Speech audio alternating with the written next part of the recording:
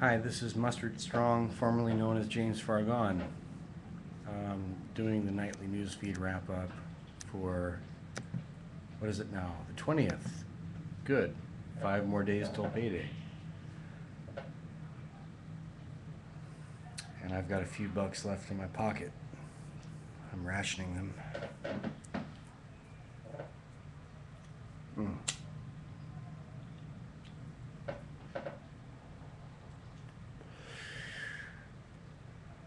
Last night I was a little bit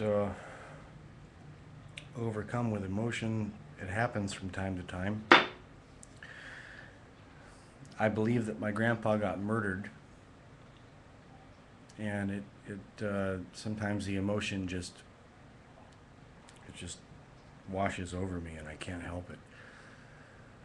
I'm trying to make this a nightly thing. I'm trying to soldier through it and not wimp out. I get busy. I get cluttered.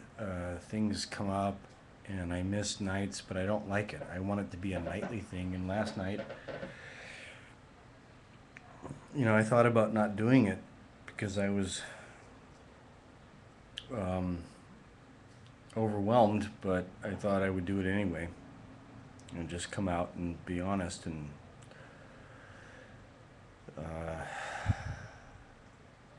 anyway, this morning, one of my Facebook friends, Vince Vega, he says, look, man, like if they wanted to murder your grandpa, why would they do it in such a messy fashion? Like why wouldn't they just take him out with a bullet or a heart attack device or something? And so that got us to thinking, and we're sort of brainstorming. And what came out of it in my mind is that, like, well, okay, my grandpa was Preston Holden was a bovine encephalitis specialist. And he was working for the U.S. government and flying to Russia during the Cold War in the late 60s.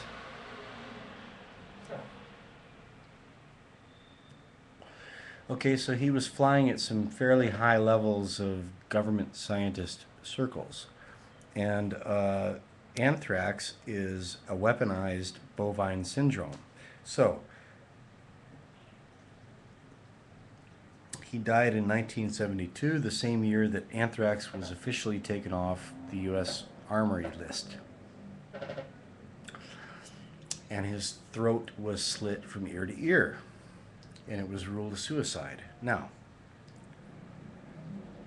he had guns. Now, there are many different kinds of men.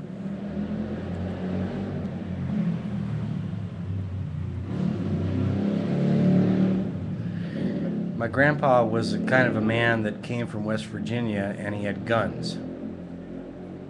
And I don't care what anybody says, that sort of man would reach for, if he was aiming to kill himself, he would select the most appropriate tool to get it over with as instantly as possible. And he would have reached for a gun. He would have shot himself through the head with a gun. He wouldn't have slit his throat and bled all over the floor and died in a pool of his own blood. Slowly, relatively speaking. He would have shot his head right through here with one of his guns. If he truly meant to commit suicide, that's the way he would have done it. So my friend on Facebook, Vince Vega, said, well, what if they were trying to send a message? Because that's really wet. It's really wet work, okay? Why would they do that? Why would they do it that way? To send a message. Okay, and so what's the message? Vince Vega got me really thinking about this, and it was great. It was a stimulating conversation, albeit a painful one. But here's what I came out with.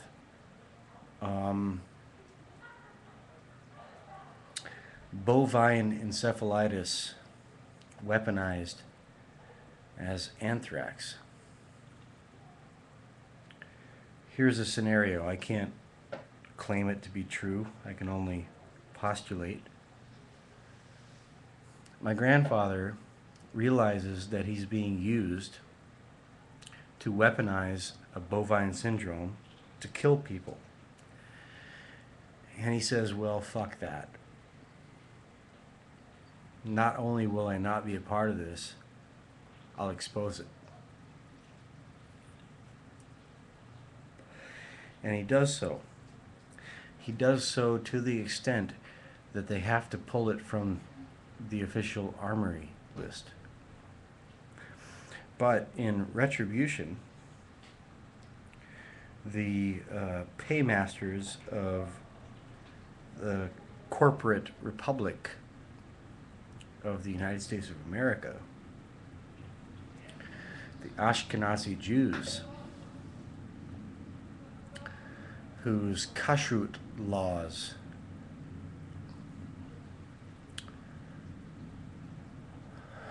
tell them that they have to slaughter a cow in a certain way.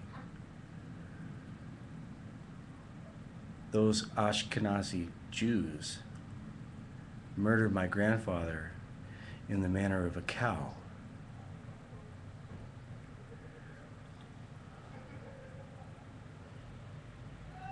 And I posited this, and Vince Vega says, well, he's not around to see it, so where's the message? And I said, well, others were around to see the message. And he said, yeah, okay. And beyond that, it's like they enjoy their symbolism, they enjoy their symbology. So it's like this. You take out our cow syndrome weapon project, you're going down like one. That's my new working thesis for my grandfather's death. Because I know for sure, if he had wanted to end his own life, he'd have grabbed a gun and shot himself through the head or that way.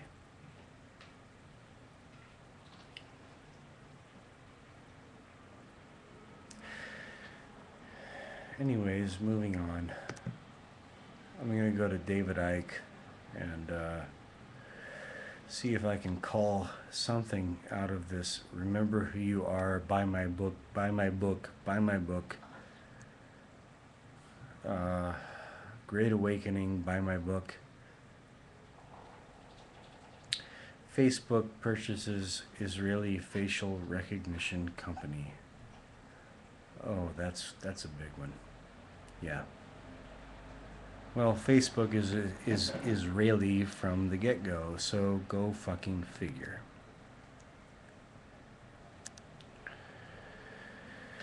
The multifaceted magic mushroom, the pine cone, and the pineal gland. There's something to that. But you don't need to get into all of that. You don't need to get into the pine cone and the pineal gland and the magic mushroom. You don't have to do it.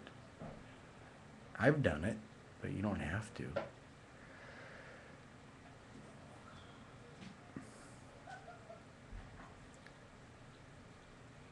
All you have to do is realize that you are here in meat space for a purpose. And whether you awaken to that purpose and hearken to it and respond to it,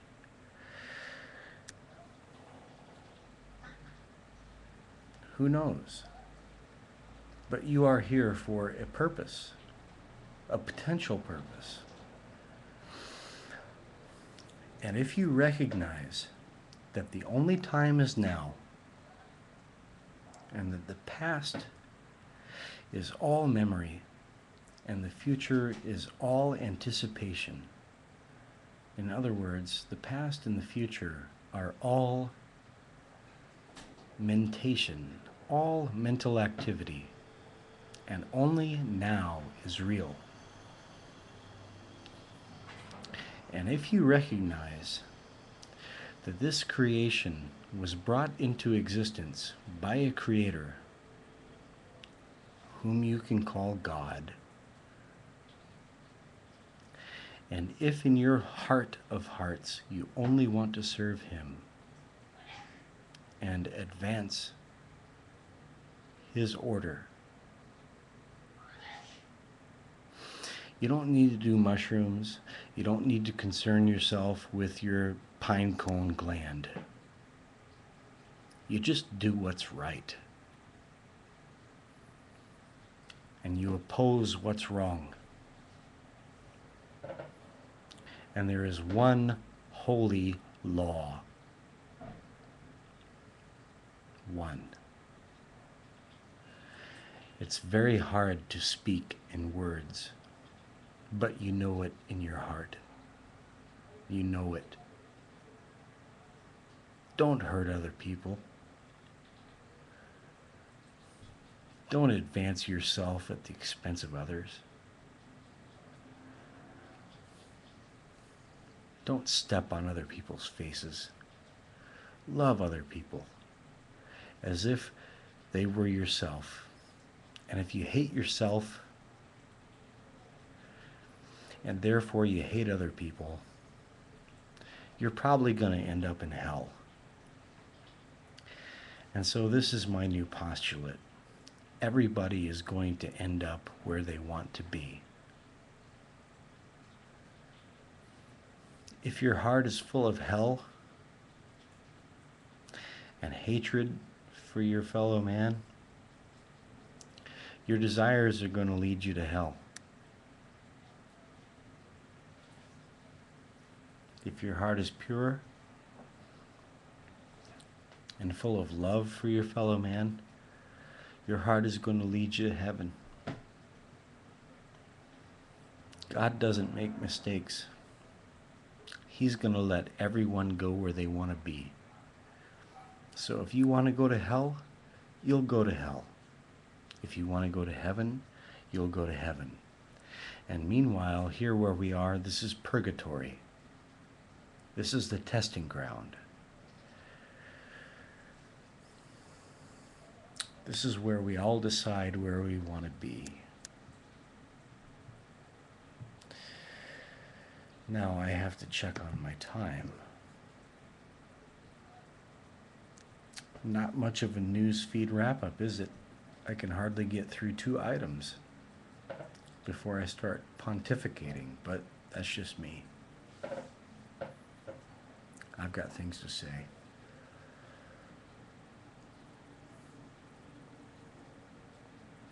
Again, every single day of your life, every second is a swinging door, a swinging door. Swinging doors of decision. Okay?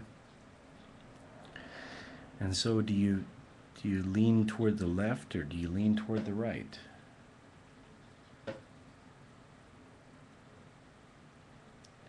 Where's your heart? That determines where you'll go. It has nothing to do with what institution you subscribe to. It has everything to do with your innermost heart and whom you serve.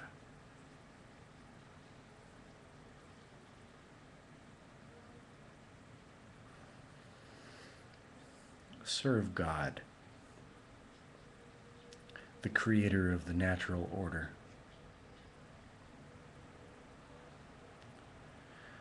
whom all the nasty motherfuckers oppose. work for him, support him, love him.